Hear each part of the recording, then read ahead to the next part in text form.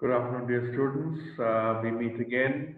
It's the ninth class for us, and we're coming to the seventh and last philosophy of education that we will be studying.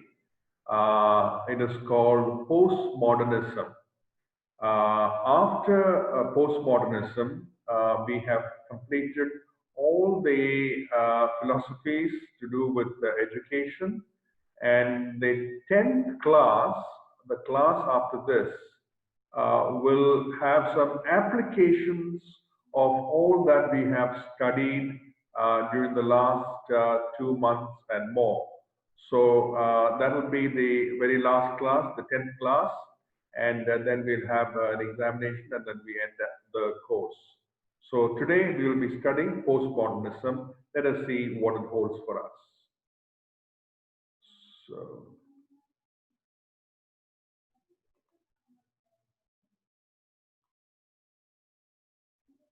okay, so here it is. Sorry.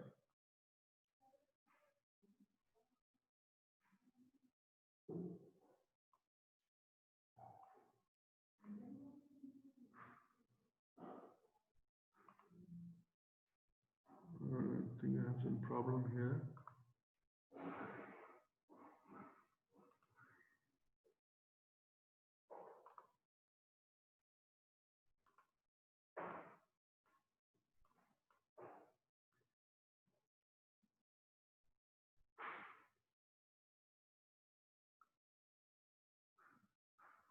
Unable to see that.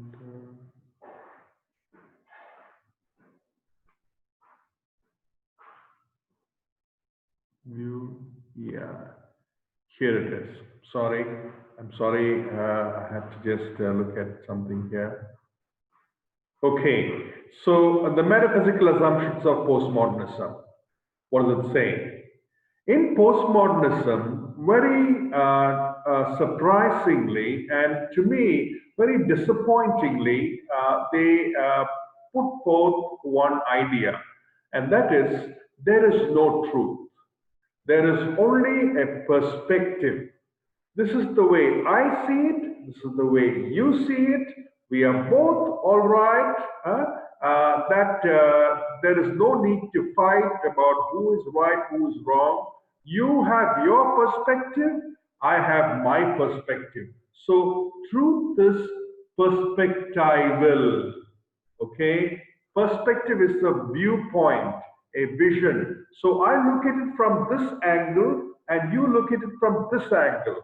We may both have our different angles. Who says who is right, who's wrong? This is the idea of postmodernism. Okay, and all that matters really is what the language says the reality is. So again, just like philosophical analysis, language becomes a little bit important in postmodernism. Let us see what the implications of that are. Jacques Derrida is the man who is responsible in a big way for giving a real thrust towards postmodernism right in the early 90s, 1990s. He came to prominence. He was, I think, in the Northern African, one of the countries there. I think it is Albania, not Albania. It was, I don't know, some country in North Africa. And then he moved to France, which was his adopted country, and that's where he got all these ideas from. He talks about deconstruction. What is deconstruction? He says the any great idea has got to be broken down and then come down to the basics of the nuts and bolts of that idea, and then you reread interpretations of what that idea really means. You refocus, you create your own narrative, your own reading into what that is supposed to mean. We'll understand that soon through the slides here. There is a great gap between reality and the language the scripture used to describe it. He says language is limited. Language cannot always capture the full reality. There is a gap between what the language says it is and what really it is. There's a gap, and that is the way the world is working. That's what Jacques Derrida says. There is nothing sacrosanct about the text. There is no strict dichotomy of right and wrong, etc. And each reader is at total liberty to reinterpret what a writer has written. So you look at postmodernism, it is very, very specific about one thing. It gives a lot of freedom to the reader to interpret what the writer has written. You see, in the old days, we had Shakespeare, we had the plays of Shakespeare, and we had all these great authors, and we used to try to understand what these authors really meant. For example, in the speech of Julius Caesar, we were looking at what exactly Brutus was saying, what exactly Mark Antony was saying. But here, in postmodernism, what happens is you reread the speeches of Brutus and Mark Antony and you give it your own interpretation. Okay? You don't look necessarily at what the writer has written, not what Shakespeare wanted to convey, but your understanding of what Shakespeare is trying to say or do. That is the initiative in this matter comes into the hands of the reader. Okay, so a text is there before me. When I read this text, I can give my own meaning to the text. That is an aspect of postmodernism. There is no grand narrative, so no stable meaning or any overarching idea. This word called grand narrative is very much part of the philosophy of postmodernism. What it says is that there is no great idea anymore. No single idea which is so much on the pedestal anymore. All ideas can be broken down and can be revised. There is no more grand narrative. It is the end of grand narratives. Okay, a grand narrative is an overarching idea. So there is no more grand narratives, postmodernism would say. But how is it that some narratives have become dominant while others have fallen by the wayside? This is a question we have to ask. Now, what does this mean? Let us look at our own country. When India was independent, the first Prime Minister and scholar Nehru used to talk about a lot of secularism. Secularism was a value very much in our constitution, and the whole country had this narrative about secularism. It was a grand narrative.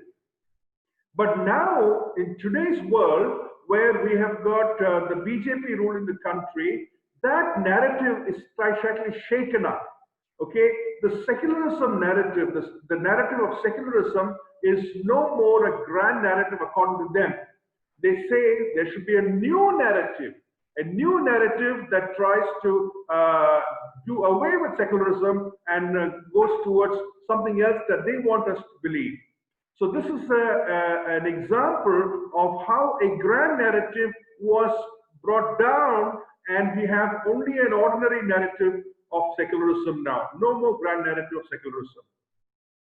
But so why does this happen? Why does it happen that some grand narratives became dominant and the others became unpopular?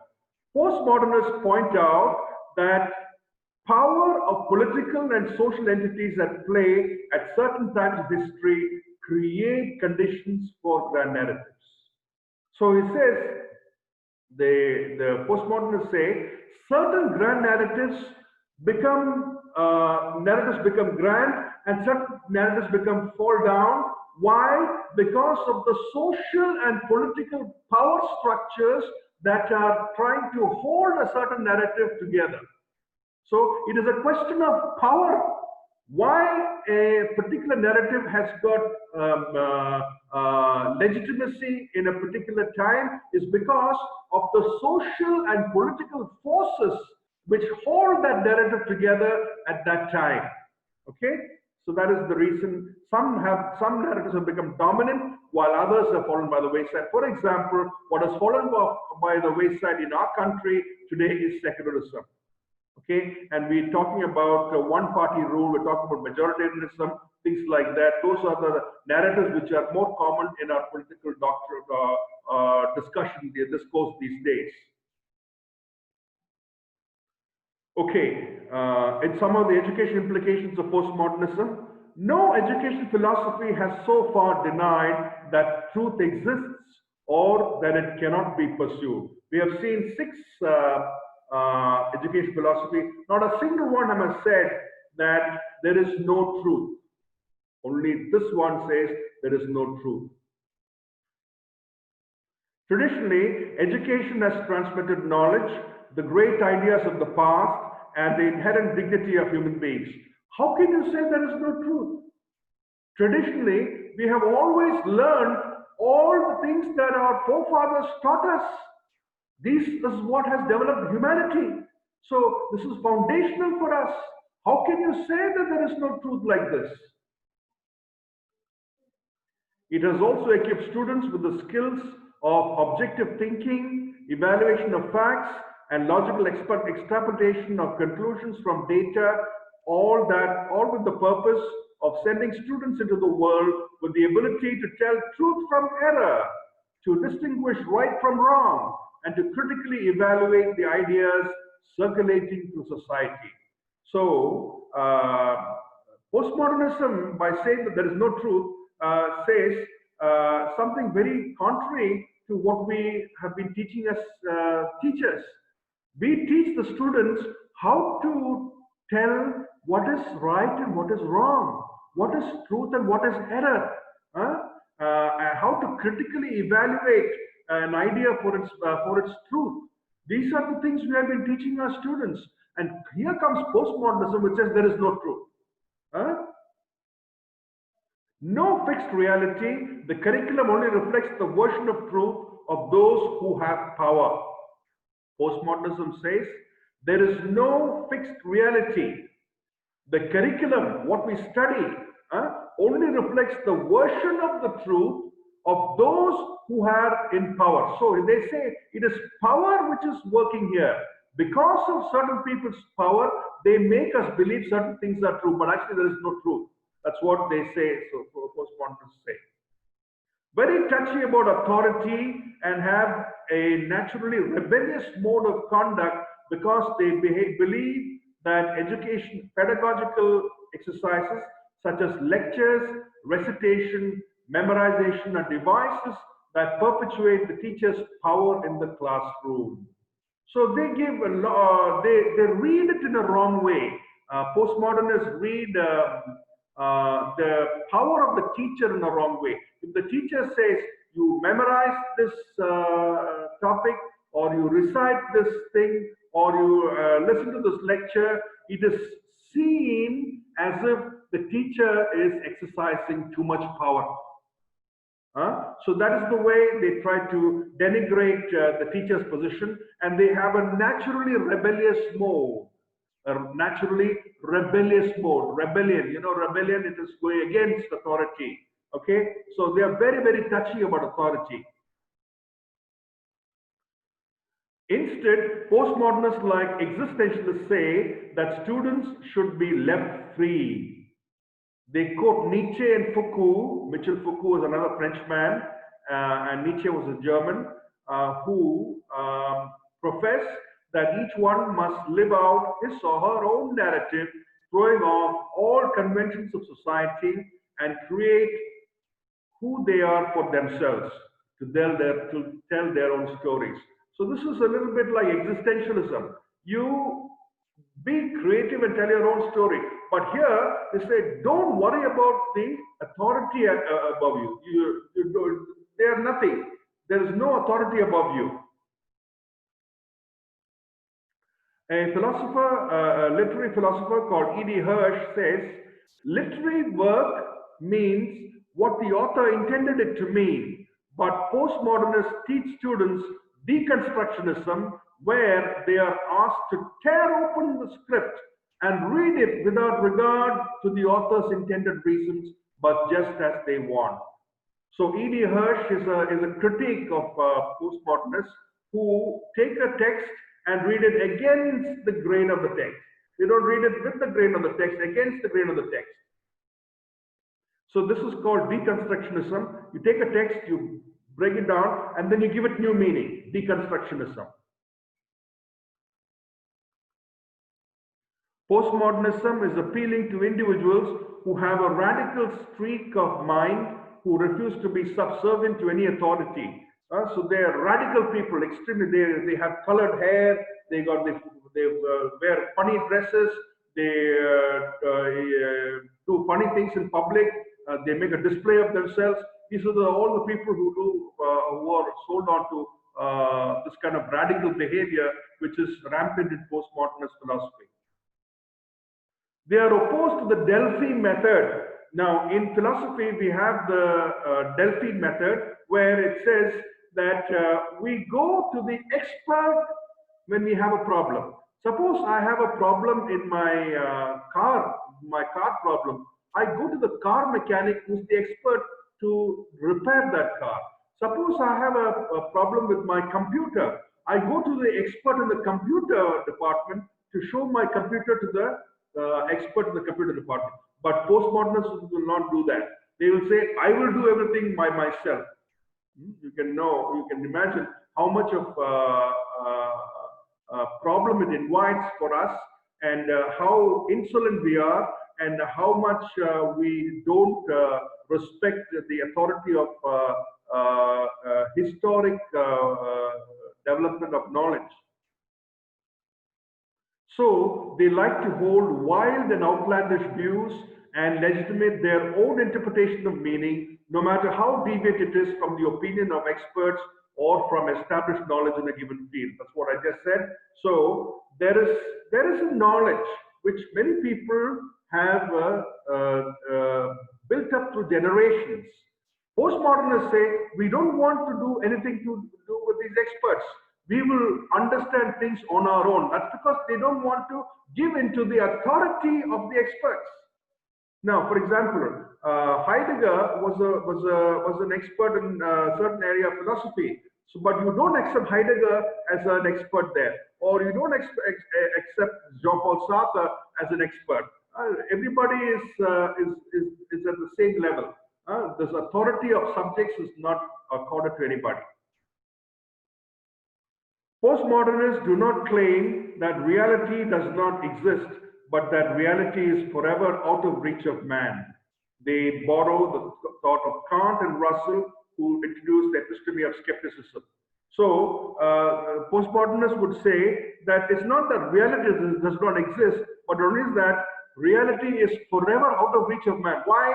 Because there's a gap. There's a gap between what the language can say and what reality is. You can never bridge that gap. There's always a gap. And therefore it leads to skepticism. Skepticism is, I don't know what it looks like, I don't know what it says. A departure from the prophet who condemns wrong and says yes and no ambiguously.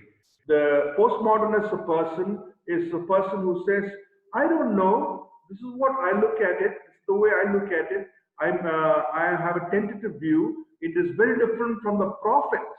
The prophet, what does he do? He unambiguously speaks the truth. And he says, wrong is wrong, right is right. To say that unambiguously, the postmodernism can never do that. Postmodernists are guilty of an internal inconsistency in their philosophy. They have got a big problem within their philosophy. What is that? On the one hand, they claim that there is no such thing as truth. Okay? And on the other, they claim legitimacy for their own grand narrative, which is to recognize no other grand narrative. So there's an inconsistency in what they say. On the one hand, they say there is no grand narrative. Okay? There is no idea which is super strong. But on the other hand, they have got their own way of having a grand narrative, and that is to say that there is no other grand narrative. You see, there is no other grand narrative, and that itself is a grand narrative. So they have got their own grand narrative, but they don't allow anybody else to have a grand narrative. So therefore, there's an internal consistency in what they are doing, inconsistency in what they are doing. Now let's see the strengths and weaknesses. The strength, it's got an important strength. Postmodernism, we've got an important strength. Let's see what it is. Since nobody has a monopoly of the truth, according to postmodernists, everyone can present only his or her perspective. Therefore, truth becomes perspectival. This promotes intellectual humility. Knowledge is seen as recognizing one's own fallibility, provisionality, progressivity, and is partial in nature. So this is for all the trouble that postmodernists have made, there is one good thing about them. They are never absolutely about their own viewpoint. They say that everybody has got a perspective. This is one perspective, there's another perspective, there's a third perspective. Okay? And it promotes intellectual humility. Intellectual humility means a person who is humble. A person with knowledge becomes humble. It says, I do not know. This is the way I look at it. I do not know. So that's a good thing about postmodernists. Huh? So he accepts that knowledge is, we are subject to our own fallibility. Fallibility means our own weaknesses and our own provisionality.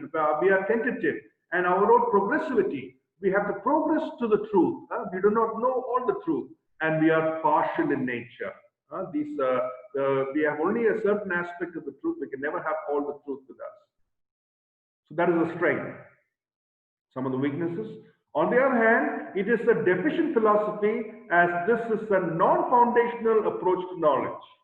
So, by the same count, when the intellectuals say that this is my perspective, this is his perspective, this is his perspective, when you say that all of them have got a perspective, then there is the foundation for the truth. Where is the foundational nature of the truth? There is something called the truth, but the postmodernist person completely displaces the foundational aspect of the truth. So it is a non-foundational approach to knowledge. It is a non-foundational approach to knowledge, and that is very dangerous. Anything and everything can be claimed as a perspective. According to Derrida, all the world is a text, and any text has got its own perspective and validity. So Derrida says anything and everything can be a perspective. Okay, every text has got a perspective, and it should be allowed to have that perspective. Objectivity of all rules and standards are denied. Grammar, mathematics, logic, science are all mere matters of opinion. Thus, students are cut off from vital dialogue with the reality they inhabit and in which they must navigate. So here we have a situation where rules of grammar, for example, now you see in the SMS, when you send your SMS in your cell phone, they don't use the rules of grammar anymore. They use funny languages, funny expressions, and funny ways of communicating, and therefore the language itself has gone to dots. So that is something that they do. Some of the rules, objective rules and standards are not followed.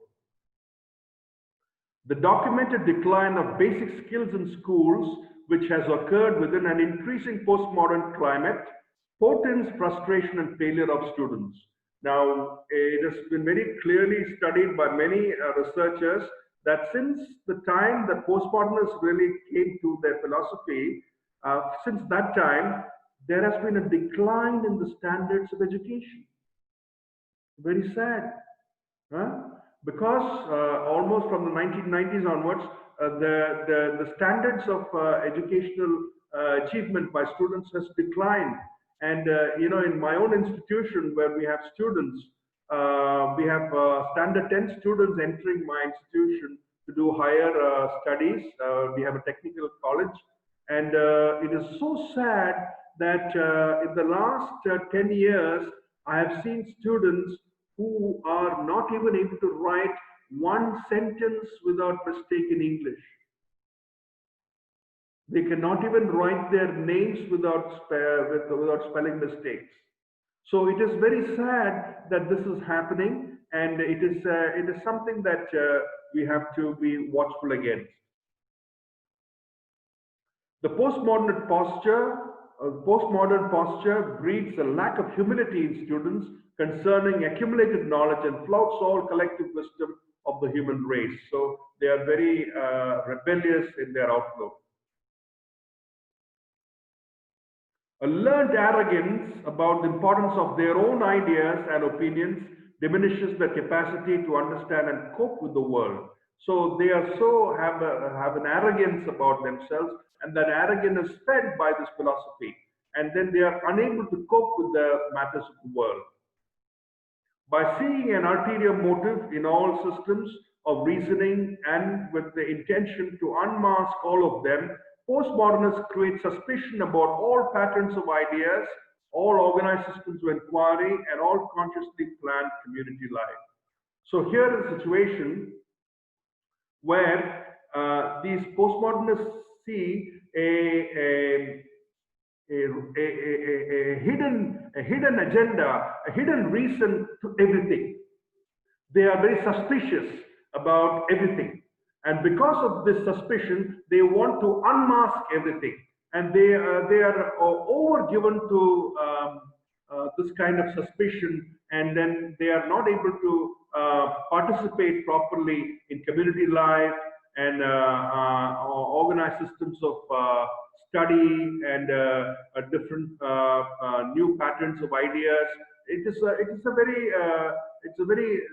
very sad way of looking at dismal way. The right word is dismal way of looking at knowledge and looking at community life. According to this model of education, the postmodern educated person, the one who really knows what's going on, must renounce fidelity, loyalty, faith, and dedication to a cause, since these once admirable qualities are mere fictions that enable a dominant social group to maintain power. So here's a situation where these good values about our culture, about life, like fidelity, loyalty, faith, dedication to a cause, and all these good qualities are just fictions, are just make believe, are just invalid ideas that enable a dominant group to maintain social power. So they always say, they always look towards why this idea is strong, because there's a group behind it. This group is supporting this idea, and therefore they see power structures behind an idea and community holding that idea. In the name of rejecting grand narratives and according them equal status, just as other little narratives, basic Christian truths that have been held in the scriptures and tradition and lived faith for more than 2000 years are trivialized. Christianity has become one of the several grand narratives, this tampers with the simple faith of people who believe with all their heart in God. Okay, so Christianity, which was a grand narrative, today has become one of the narratives along with other narratives. So today, because of postmodernism, we cannot talk about the one true God. We can only talk about the Christian God. We can only talk about the God according to Christianity. We cannot say that it is the one true Almighty God. We can only say it is the perspective of the Christian. It's very, very sad. This is what postmodernism has done as a damage to Christianity. Okay, that's all, brothers. I hope you have understood something. Postmodernism, in my opinion, is a negative influence in philosophy, but that's just my opinion, and I'm trying to be postmodern here, not imposing my ideas on you, which is that intellectual humility aspect is correct. But then there are certain things which we have to seriously look into and see, not accept about postmodernism. So that is coming to the end of our we come to the end of our philosophy, all the 7 philosophies. Next Sunday we will have a test, and after that we will have an application to a philosophical problem in education. We try to pull together how the different philosophies work in solving that problem. I hope this has been useful to you, and I look forward to your participation in the next class also, and then we wrap up the course. God bless you all. Thank you very much.